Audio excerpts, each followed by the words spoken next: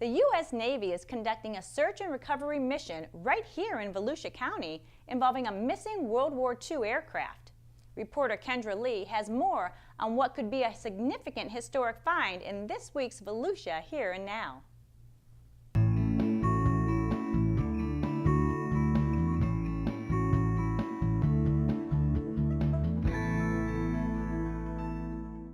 The DeLand Naval Air Station Museum is working with the U.S. Navy and a number of other agencies investigating an area in Osteen believed to be the site of a crash of a World War II SBD-5 aircraft that failed to return from a training mission between 1943 and 1944. The DeLand Naval Air Station Museum was contacted by Rodney Thomas.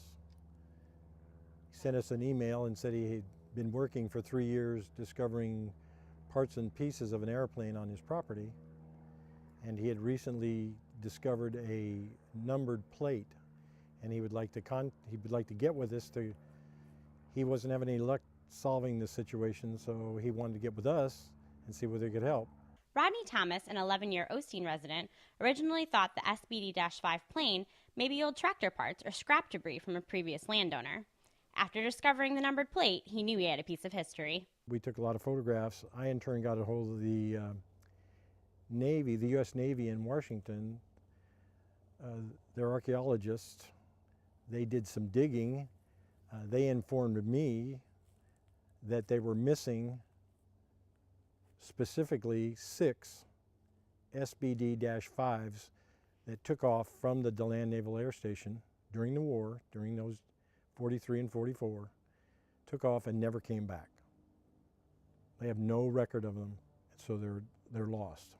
DeLand and Osteen just became a hotspot for the Navy. A Navy archaeologist will be here soon.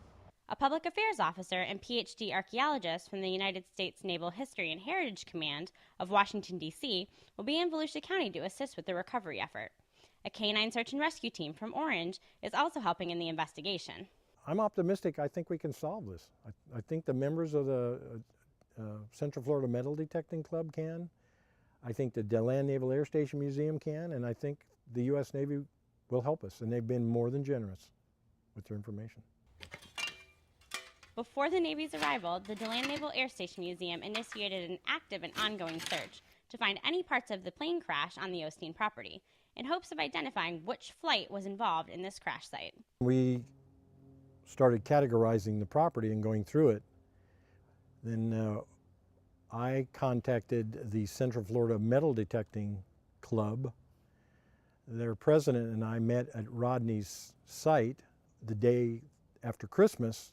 Approximately 18 to 20 of their members showed up with their metal detectors, were assigned quadrants to work, and within 3 hours came up with over 100 pieces.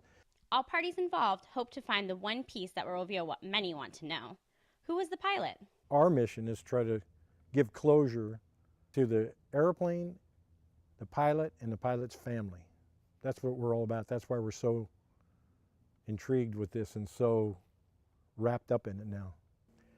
We're there to preserve history, and that's what we do, and we do it in the memory of all who served. That's our motto. The previously recovered plane wreckage is available for public view inside the DeLand Naval Air Station Museum. For more information on this developing story, visit DeLandNavalAirMuseum.org. For Volusia Here and Now, I'm Kendra Lee.